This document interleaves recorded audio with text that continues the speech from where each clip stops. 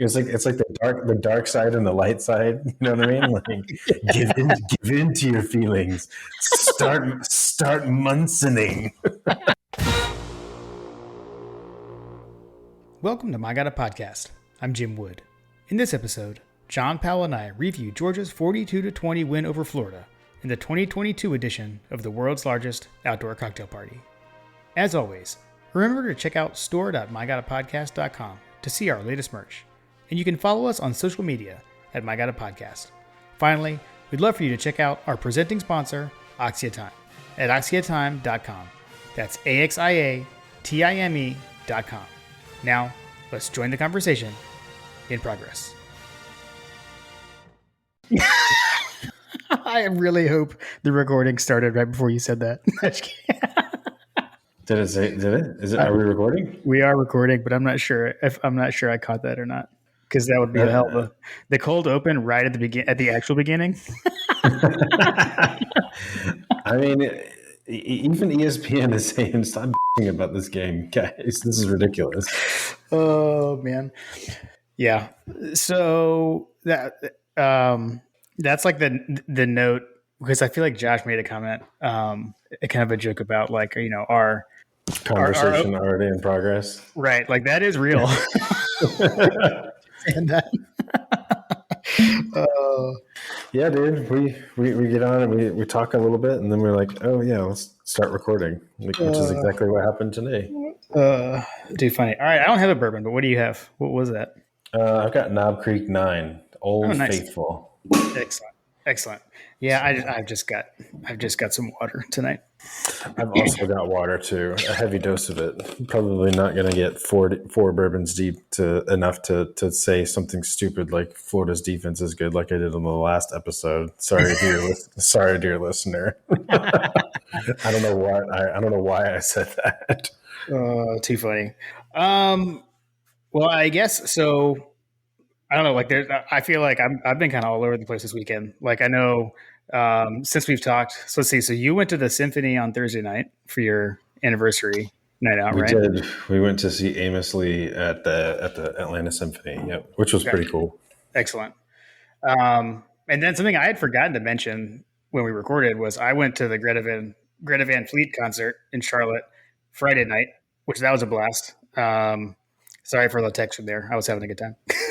They're really good. Highly recommend them. They put on a good show. There's a swath of people Googling it right now. Who the heck is that? Yeah. Who?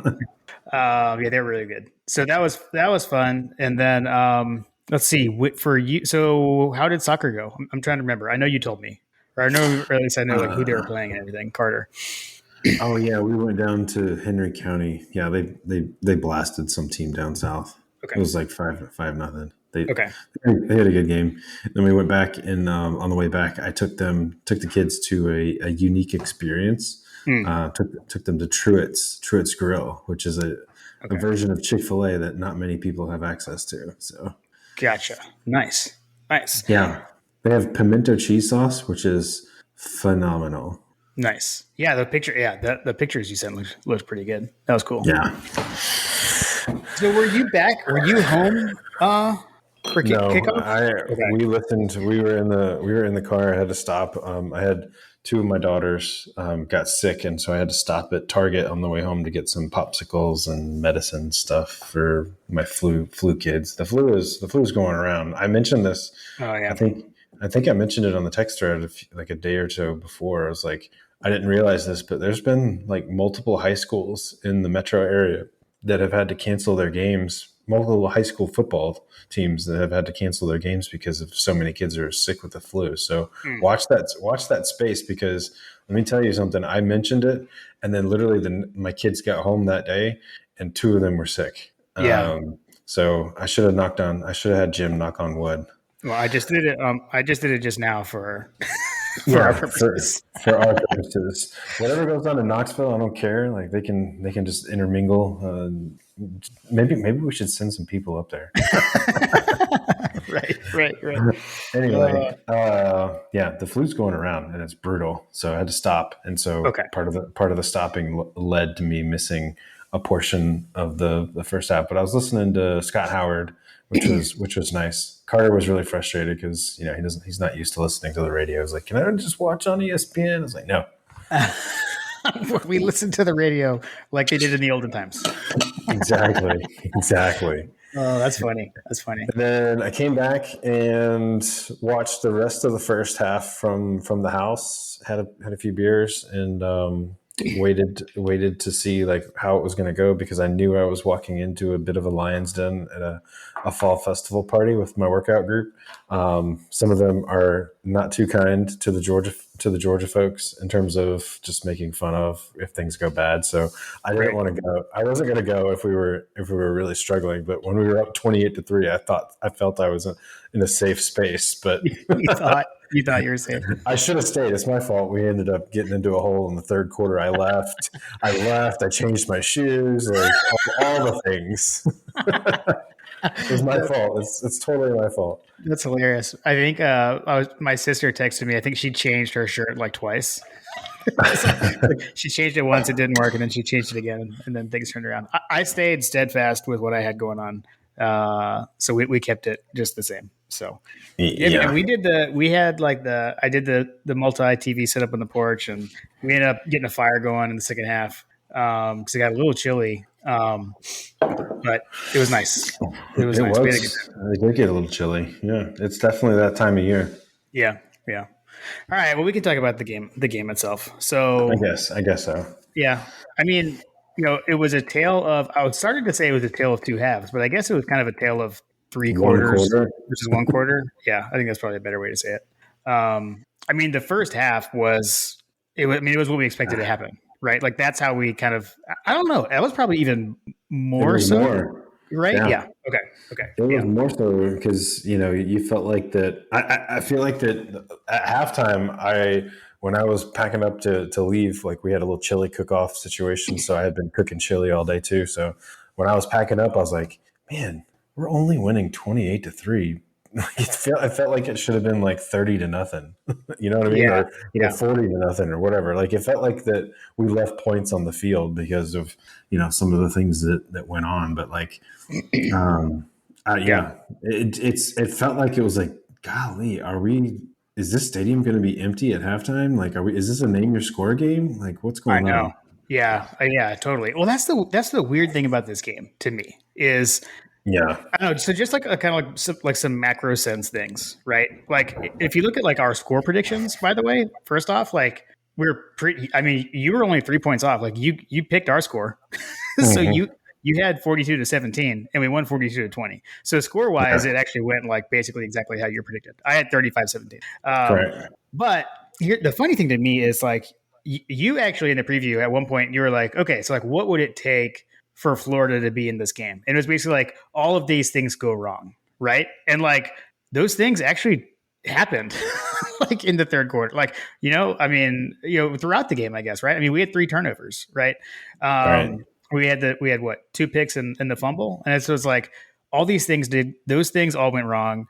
We had a busted coverage that led to a touchdown. Like that much went wrong, and we still ended up doing that to them in the end. I mean, like, I know you like to look at the ESPN like win probability or whatever. Like there was a bit of a blip right there in the third quarter, but that was it. Otherwise it was pretty much another fairly horizontal line, like not at 100%, but it didn't move a lot. I think the lowest win probability was 90%. And that was when it was, first and 10 at the UGA 33 when it was 28-20. Yeah. So, that's the kind of macro thing overall to me that was interesting, is that kind of like what could go wrong actually did go wrong. And we still, at the end of the day, won by 22 points. Yeah. If we played this game like 8 years ago or like 9-10 years ago or whatever. Yeah. I guess that's a backhanded way of going into it. If this was in the Mark Richt era, the later Mark Richt era teams, we'd probably lose that game. It felt like a game that like I feel like that the way that the quarter went, and this is reciprocated by some guys that were around me, some of which I knew, and a couple of the people like they weren't really with the workout group; they were with some friends of the hosts. Okay. But they were there. Like I remember at one point when it was 28-20, people started walking over. Like clearly they weren't as serious. I was the only one that was glued to the TV. I was like, I'm Right. not going anywhere. Right. And they like had wandered off and were partying and whatnot. And like then they came back and like, oh my God, it's 28-20. What happened? It's like, Yeah, right. yeah, it's like, yeah, that's exactly what happened. Anyway, Yeah. but you know, they were just like, they just, it was that one quarter, man. It was just that one quarter. And it felt like at that point when I was surrounded by people that were asking a bunch of questions, like there were some people that were talking about, we need to pull Carson Beck. We need to pull Carson Beck into this game. Like, Right. I started rolling my eyes. I was like, I mean, I hear you, but like, no, I don't think we're at that point yet. Like, it Right. doesn't like this game doesn't. I don't know. Part of me was like listening. And I was like, yeah, like the Munsoning ending. It's like the dark side and the light side. You know what I mean? Like, give in to your feelings. Start Munsoning. But then luckily the cannonball that is Dejan Edwards, it ended all of it. Yeah. Yeah. Seriously. Yeah. So, I mean, there was definitely like a part of me that wanted to like start freaking out about this. I think one of the guys came over and was like, are we on suicide watch yet? And I was like, no, we're not yet.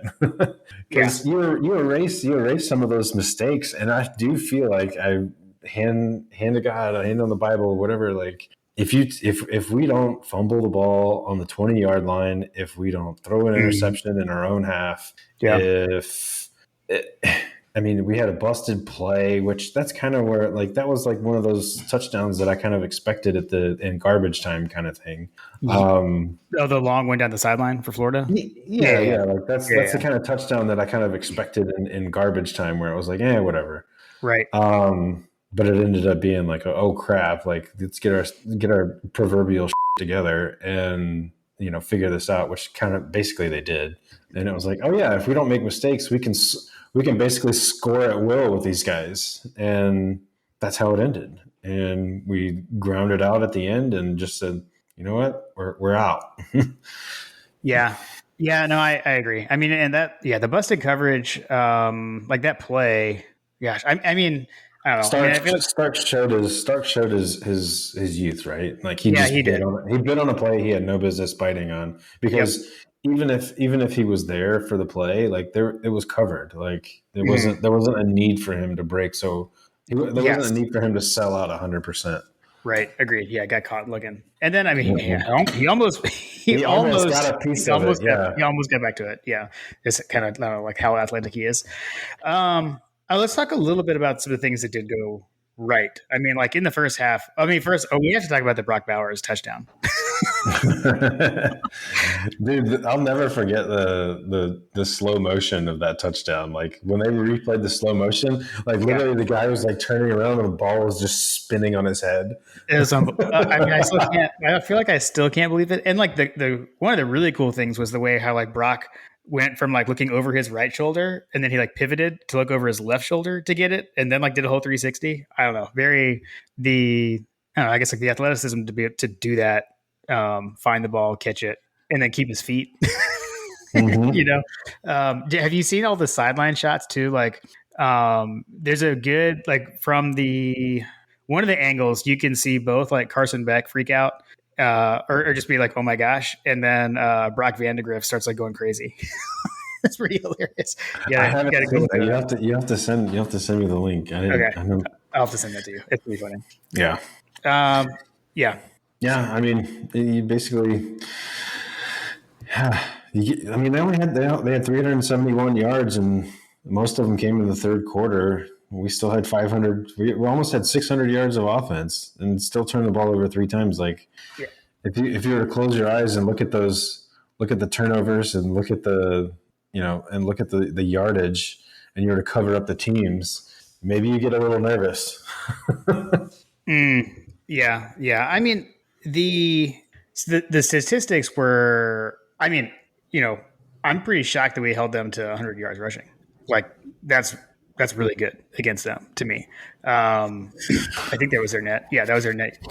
I will say too, like that, the first play of the game, which I know you didn't see. I don't know if you've come back and watched it yet, but on that first play of the game, the hit that Bullard put on Richardson, which was a clean hit, by the way. The broadcast crew, you may not even know this, John. Like on TV, they initially were kind of like questioning the hit, like was it a late hit, was it a dirty hit? But that was like on the real full time, like full speed. And then when they went and looked at the replay, they're never mind. Like he was inbounds. He hit him fine. He hit him on his hip. But Richardson just took kind of an awkward step as he was falling, and so he didn't really run the ball at all in the first half. And I think in the second half, when that came back, it was a little bit more effective. Well, I think that they just realized that they just weren't getting anything done, so they were trying to change it up a little bit, which frankly it worked a little bit. Like, Yeah. I mean, I was surprised in the broadcast crew. I think Gary said it over and over again. Like that they weren't using him to his strengths, kind of thing. Like I felt like that they mentioned it multiple times that like he's not really he's not really a threat right now as a runner.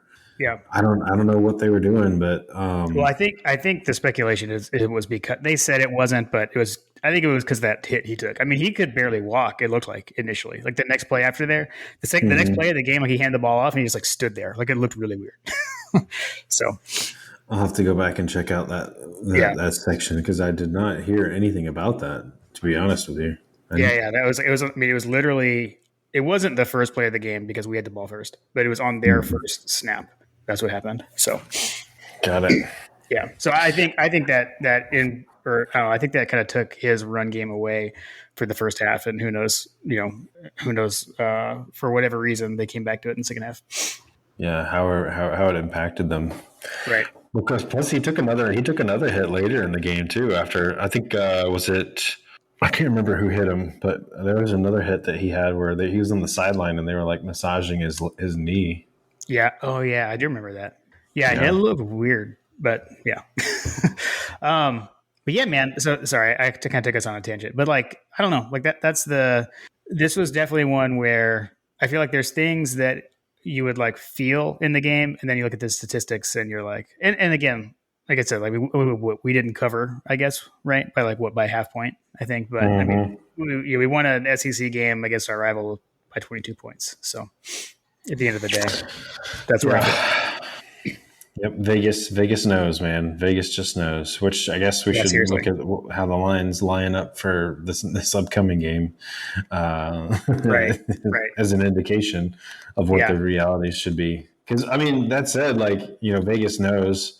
Did they know that Stetson was going to throw interceptions to keep the game the way that it was? Like, right? Did he know that Kenny McIntosh was going to uncharacteristically fumble the ball from getting tackled from behind? Like, yeah. Did they know that Bear Alexander was going to have a roughing the passer call on third down that would have basically like stopped all of this? Because if they had to punt the ball or I can't remember where the down and distance was there, but I think that they would have been fourth. I know it would have been fourth down, but like, I think that was fourth down. I think they were going for it on fourth down, and that happened. Was it they were going for it? Yeah. Well, whatever. Either way, like you take that away, like that was one of their scoring plays. I believe they ended up scoring on that drive. On that drive, yeah, that was so frustrating because like it was so frustrating. Yeah, it took the wind out of our sails. I feel like a little bit, and everybody's like, oh. Yeah, well, and the whole thing was all like, we called timeout late. The whistle came late because of that. He didn't hear the whistle. He hit him. I mean, I can't really fault him. I mean, it's tough. Everything's flying around so fast. That was tough. That was just like unlucky. But whatever. But yeah, to extend that drive by that play. Yep. But so I wanted to go back to Kenny McIntosh because they're really just about the backs. Like I feel like by the end of the game, something I had jotted down was I felt like Dajon Edwards has asserted himself as RB1. I think he's still not being out there like on the first play of the game as a starter, but man, he just looks so good. But I did want to say about Kenny. I think like something that I think we had texted about with some of the Dog Central guys was around just like he looked hesitant early in the game. He wasn't getting upfield. Like he was kind of like waiting and juking and making moves. And that I think is why he got run down from behind and fumbled. After that play though, like he looked totally different to me. I mean, he was running the ball, he was getting upfield, he was running through tackles, like he was carrying guys.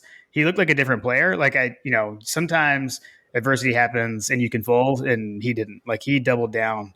It was like, I'm going to make up for that mistake, and he showed for it. Like I thought he looked the best as far as running the ball. I thought that's the best he's looked all season for the remaining game after that fumble. Yeah, he was playing angry with his hair on fire. Yeah, yeah.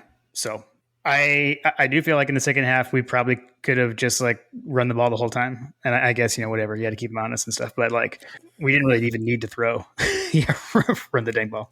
I've got my run the dang ball hat on for a reason, Jim. Nice. Seriously, I think I said like I want to see us grind them into a powder, which I feel like that we were pretty close to it, if not there. Yeah, dude, I do think that if we'd have just continued to just grind them out, that it would have been, yeah. I would have loved to have seen us run a little bit more than we did. Yeah, I agree. I mean, I feel like we didn't.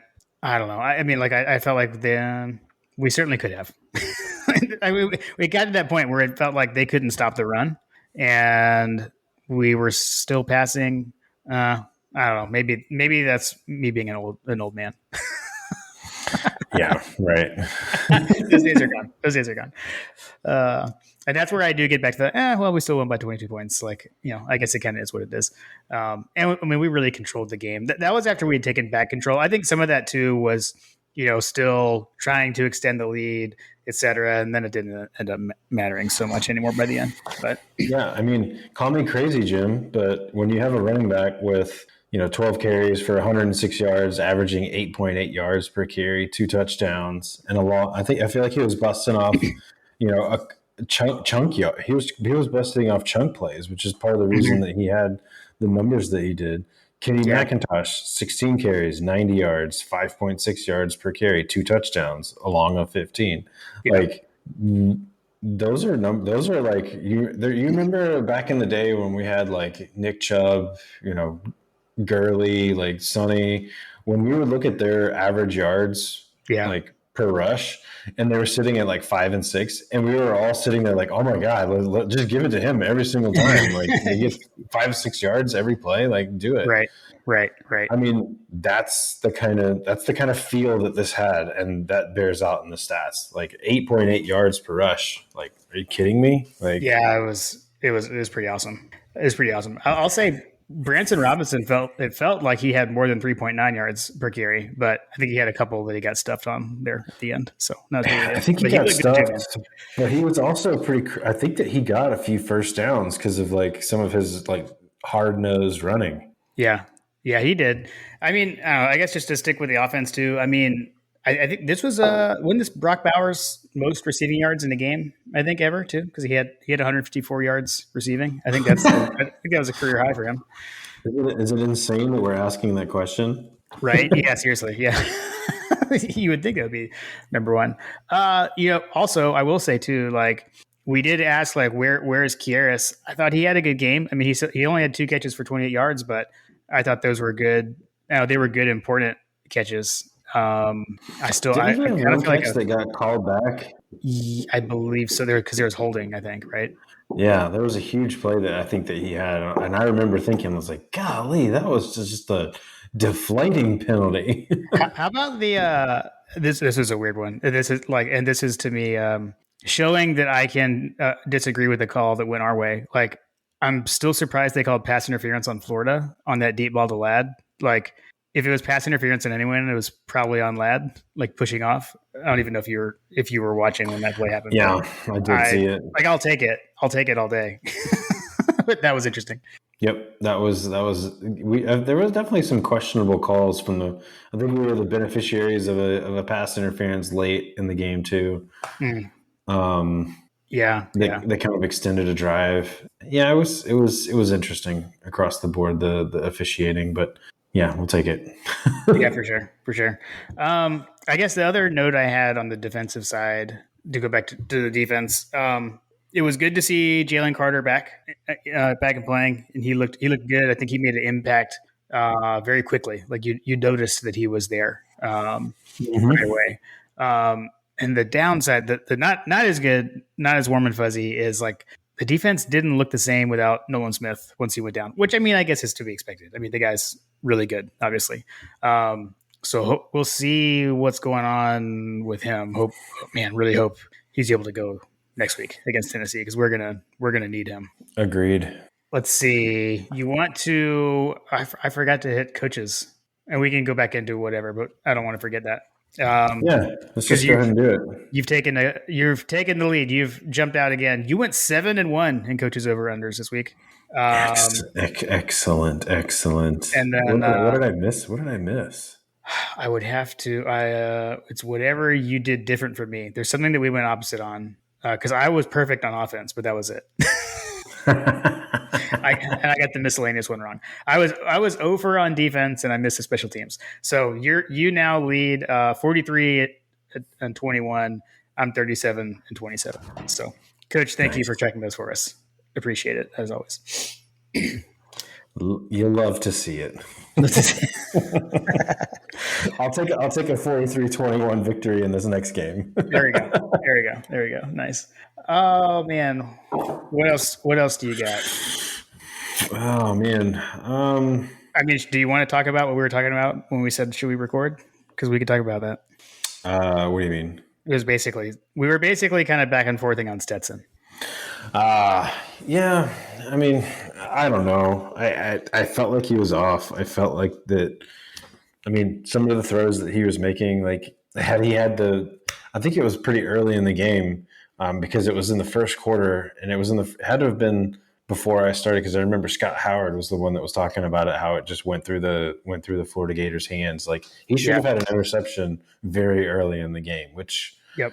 could have set the tone for that game, much differently. And there's a lot of like what woulda, coulda, shouldas or whatever. Like Sure. they came out and they took advantage of their opportunities in the third quarter, but like I never felt like that it was in doubt. Like you always felt like we were going to come back. It was kind of like the Missouri game, and I guess that's kind of where the ESPN stats bear out is that we didn't have any trouble moving the ball on these guys. Yes, we had drops. Yes, we had mistakes. Yes, we had a quarterback that wasn't perfect.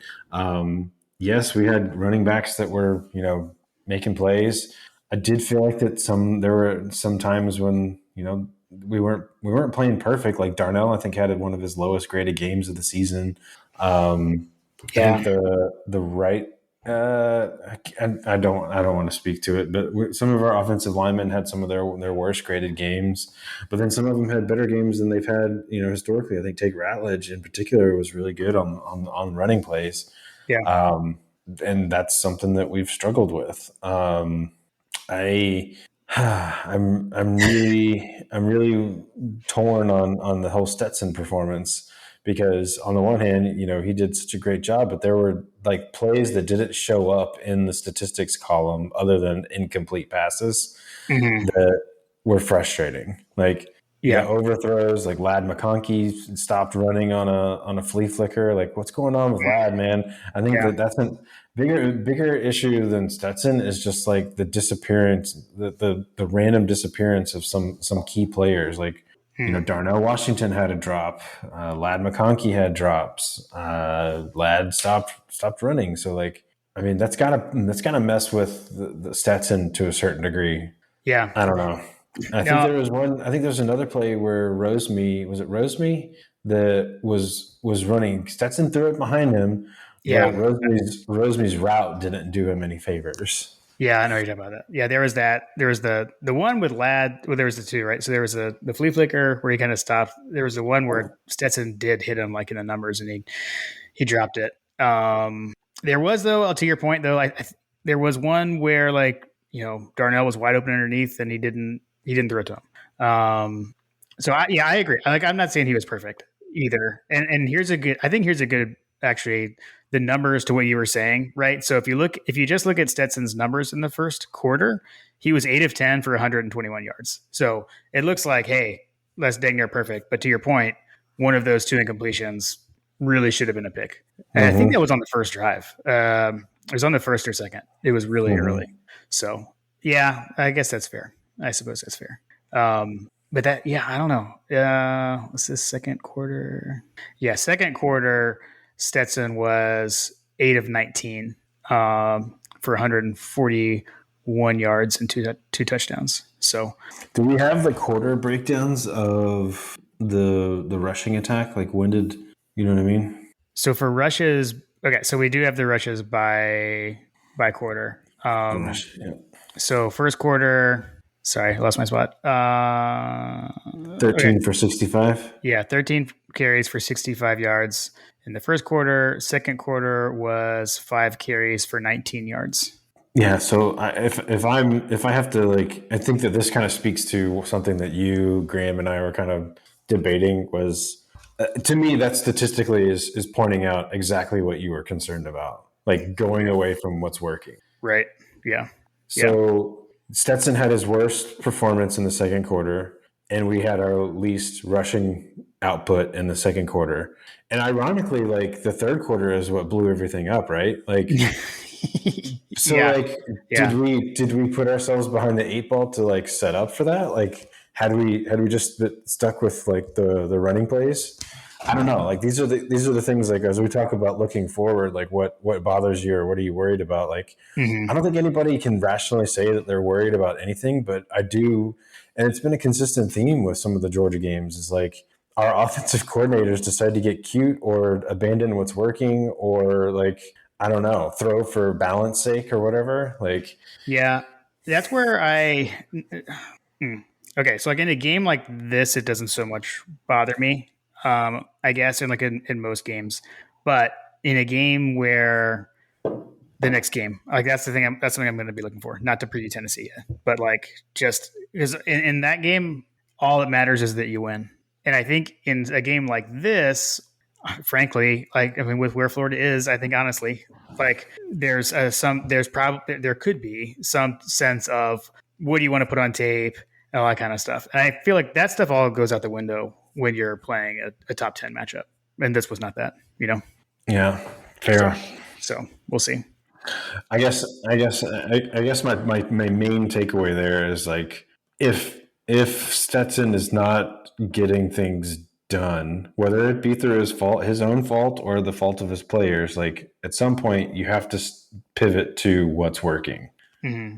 And it did feel like that. Like there was it the second quarter or was it the third quarter? I feel like it was the second quarter when everybody on the text there was like, "Golly, we need to bench Lad," like because they just seem to be such frustration. And then like the next series or two series later, like he scores a touchdown, like That was in the second quarter. an amazing touchdown. Yeah, Yeah, it was the second quarter. Yeah. yeah. Yeah. Yeah. So I don't know. I mean, I get it. Like it's literally splitting hairs, and it's this like the I feel like an absolute douchebag, like just criticizing the offensive play calling. But like Right. Right. I sit there and I look at those numbers from the second quarter, and it's like, okay, everything was great. Like we had this huge lead we had this huge lead at halftime. Like everybody probably felt like that they're the kings of the universe, but at the same time, like the way that we were running the ball the rest of the game, the way that we were running the ball in the beginning of the game, the second quarter was just a ghost. Like our running game just disappeared, Yeah. and I don't really understand why. Yep. Yep. I think that's fair. I think, well, I think the one thing I will add, and I think this is one of the things Graham said back to me, and also this did get pointed out by Gary Danielson on the broadcast as well, was that you could see Kirby was getting frustrated with Stetson, it seemed at one point on some of the passes. And I think it seemed like it was along the lines of, it was like an RPO and Stetson took the pass option instead of the run option. And I think Kirby was basically like, why didn't you just hand the ball off? And Stetson's like, it was there. Like the pass was there. Like that was the read. Like I'm doing what I'm supposed to do kind of deal. It seemed like there was some of that dynamic going. So like, and then I think Gary even made the joke, or somebody made the joke of like, all right, let's call a play that has no pass option. Let's just run the ball. I don't know. Yeah. You know? I mean, so I do think like, again, if we're kind of looking for things to clean up in the next week, I felt like that there was definitely something going on with the communication. Like I think I felt like that Stetson was way more animated towards the sideline Mm, in this game than I've ever seen before. Whether it was just like he was either defending what he was doing or he was asking questions. Like he was throwing his hands up a few times. Like mm, he was pointing and all this kind of stuff. yeah. And I think that there was multiple times when he was like talking about it, he was pointing downfield, and like it was almost like he was like, man, the guys aren't doing what they're supposed to do, kind of thing. Like Yeah. I remember distinctly on the one that Ladd stopped running on, Mhm. which I mean, if you go back and look at that, like I mean, I feel like that Ladd probably felt like there was no way he was going to get the ball because there were two guys He was around double. him, He was double covered. and he was double covered, and he had no leverage on his cornerback position. Like I don't know, I felt like that there was probably not a reason for him to continue running. So had the ball been on the money, he might have been had a good opportunity of getting it intercepted. Mhm. But Stetson was pissed, man. Like he was like God. Yeah. He was super frustrated, and he was very animated throughout the game. So I don't know. It's something to Yeah. watch. Like it just felt like that there was maybe a communication problem, and I'd like to see that cleaned up. Yeah. Yeah. I hadn't even really thought about it that way until you said it like that. So I would agree on the animation towards the sideline. Interesting. I mean, right? Like I don't know. No, I he mean, was. You're right. I felt like I don't know. Maybe he's always been that way, and they just happen to catch these moments in this game with the CBS crew or whatever. But like That could even be. on that Brock Bowers touchdown, I feel like every time they go to zoom in on Stetson, like what's he doing? And it's like, and we got that beautiful gif of him like pointing at the sideline, like ah. Yeah, that was good. It's like he was carrying on a conversation with someone on the sideline the whole time.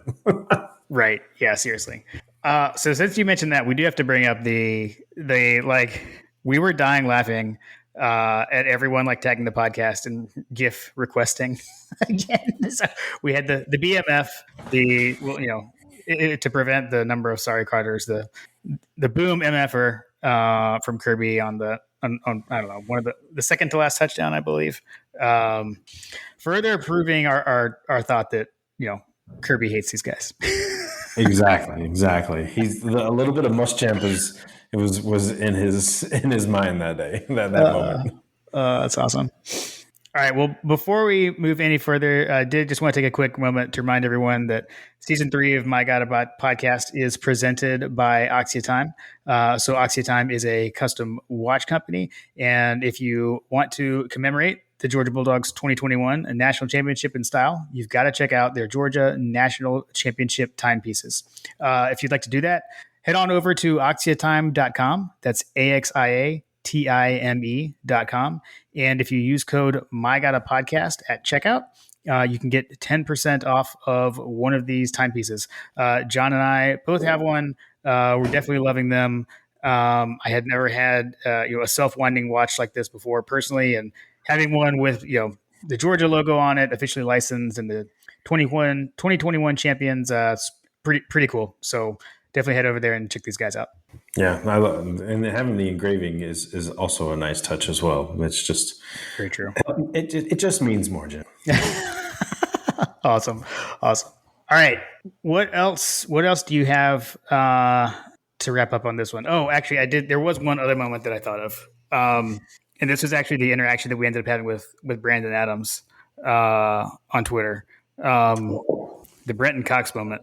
So I thought that was interesting, and I've watched it back more. So this is on the last touchdown of the game. So it's the Kenny McIntosh touchdown. Brenton Cox kind of actually came back into play, and he was the guy that was holding on to Kenny. But then Broderick Jones basically came in and like helped kind of push Kenny into the end zone. Push him over the line, yeah. Yeah, and then right after they got in, Cox pushed someone. I think he pushed McIntosh away from him or something. Yeah. Which then, Kenny, I don't know. I'm not exactly sure what Kenny was pointing at. I hope he was pointing at the scoreboard. Yeah. I don't know. I thought that was interesting because you always wonder with these guys, like I think a lot of people tend to downplay and downplay things like, oh, like they used to play together, like so they're friends, all this kind of stuff. And I'm always kind of curious. I thought that was kind of telling, especially as vocal as he's been on social media. That was Yeah. telling to me. That told me something. Yeah. And the thing that surprised me is that he didn't get a flag afterwards because it looked like he took a punch at. I'm not sure who it was. Was it Mims? I can't remember. But No, it wasn't. Unfortunately, Mims was out at that point. I'm Mims pretty was sure it was hurt. Broderick Jones. I mean, he was the one Broderick that was. Jones. Yeah. Yeah. Yeah. So it looked like he took a swing at him. I think that might be something the SEC office maybe takes a look at. But yeah, man, it looked like he whirled around and like took a swing at him. Did you? I don't know if you saw that. No, like I was saying, I kind of want to take another look at it. I have, which in general, I have not like rewatched the game yet. So Someone posted it on Twitter. It was like a wider angle view of it, where you see Brenton Cox kind of like just push him, and then you see them jawing each other, and Kenny McIntosh pointing at him, and then Broderick Jones just comes in and kind of gives him a little love tap away. I don't know that it was necessarily malicious or like in. It just I felt like his momentum just kind of carried him into him. And then you saw Brenton Cox just turn around and just kind of swipe at his helmet, and he could have gotten a penalty there. Yeah, for sure. No swirling wins, Jim. What swirling? What? Well, to be fair, like we didn't even attempt a field goal. yeah, exactly. We had some pretty decent punts too. Yeah, man. Thorson, he punted twice? Twice, yeah. He looked good there. I will say, okay. So it was actually on the same drive as the boom MFer, right? That was the one where we went for it on fourth down and we had the long pass play where, okay, so Stetson, we get him to jump off sides. We had the free play, throws it to Brock Bowers. Like at that point, like I was kind of questioning why we weren't kicking the field goal because that was in Jackpot's range. So I actually do question if that was the swirling winds factor as to why we were going for it and not kicking on that play. So there could have been one that just didn't show up. Right. That's my only theory. I don't really have a whole lot on this game, man. It really does feel like I really would have loved to have seen. Oh, I do have something. Okay. The play was it the second quarter? Was it? I can't remember. Whenever they kicked their field goal, like it was at a spot in the field where I think even Gary, like someone was asking, like, "Hey, do you go for it here?" We had built up kind of a big lead, and I am convinced that he kicked the field goal as a moral victory, so that they at least put points on the board because I don't think that they've never been shut out in this game or something like that. Right. Yeah. And he put the points on the board so that they wouldn't have the ominous number of being goose egged on this game. Okay, true. Yeah, I do remember you actually texted that. I remember that now. Yeah, no, that's true. Because to that point, like nothing had gone there. I mean, we were totally dominating at that point. Yeah. It felt like that the game was getting out of hand, and I was a little surprised. I felt like that they probably should have gone for it, but he decided to kick the field goal, try to take the points, and I felt like he was waving a white flag at that point, which. The way that things were going, that's what I expected. I think that I was like, well, the shutout. I think when that happened, I was like, well, the shutout's gone, but we can still basically shut them out. yeah. Little did we know what was coming, but then we turned it back around. Yeah. Well, I know. Did you watch any other games? Like, did you watch any of Kentucky in Tennessee? I watched a little bit. I think that when I finally got back to the house, got the kids in bed and all that kind of stuff, like sat down, I think Tennessee was up 20-6 or something like that at that point when I sat down. I was like, oh, great. Yeah. And then I saw Will Levis throw an interception, like when they look like that they might be mounting up an attempt to try to come back. And as soon as Will Levis threw that interception, I was like, all right, I'm going to go to bed. Yeah. I stayed up, but it made me change the channel. Kim and I were sitting. We had the fire going still on the back porch, so we just kept sitting out there and we were watching that. And we turned over for Shout Out Hunter. We watched the Ole Miss A&M game instead, which was a much better game and Ole Miss came out on top. Which I don't know if you've seen this. That game was one. People make fun of us about our apparel talk and uniform stuff, but Lane Kiffin changed his hoodie at halftime, and that turned that game around. It was an impact play. Cool. All right. Well, I don't know about you, but I feel like I've definitely been sitting here like trying not to compare things to the next game. I'm ready to turn the page. I'm ready to move on. And I'm ready to talk about what's going to be the biggest matchup ever in the history of Sanford Stadium ranking wise. Well, I will have to put some glasses on it, but I mean, it's at this point it's 1 versus 2. I don't know that that's ever happened. So we'll do some research and see maybe some fun facts for the next one. I think it's only the third time in SEC history that it's ever happened for a league game. So it's gonna be a big one. I will say programming note on that one. With Monday night being Halloween, we are going to record a little bit later in the week. So it'll be similar to last week. So the Tennessee preview should be out by Thursday morning. Kind of similar timing, same timing actually as to what we had for the Florida preview last week. So just a heads up on that. Yep. Cool. Lasting parting final thoughts for you, JP? Lasting FTMF. That's all I've got to say. You know what? We won. I think we posted a video on the Dog Central Instagram page about the half empty stadium, and lo and behold, that's exactly what happened. Love it. FTMF. Awesome, man. Well, it was fun, but I think that everybody was playing this game with an eye to the next week. So yeah, I just hope and pray that the one thing that didn't happen that I was hoping for was to get to our depth, and it seemed like that we took some injuries. Nolan Smith, we didn't talk about Nolan Smith. That part of the third quarter problems probably stemmed from Nolan Smith not being around, because it felt like that we lost him, and we lost a lot when he went out. So we didn't talk a lot about it. I did say though that we didn't look the same once he went down, and so we need to get him back. Much needed. We need him back. I think that I've seen now 2-3 games of offense without AD Mitchell.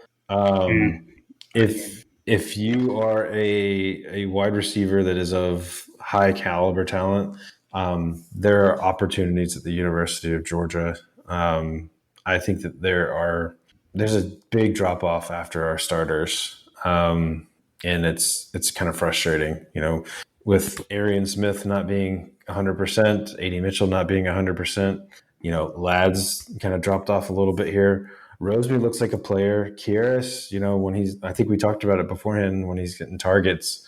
I need to see more from the wide receiver core. We've got guys that can play, but for whatever reason, they're just not playing up to what they need to. Yeah. Yep. But yeah, man, I think that's going to be injuries. Making sure that we're as healthy as we can be for this next game is what I'm going to be looking for. Yeah, for sure. Cool, man. All right. Well, looking forward to that. We can turn the page, and I don't know. I'll talk to you later in the week when we get back together to preview Tennessee. Absolutely, man. Go Dogs. Go Dogs.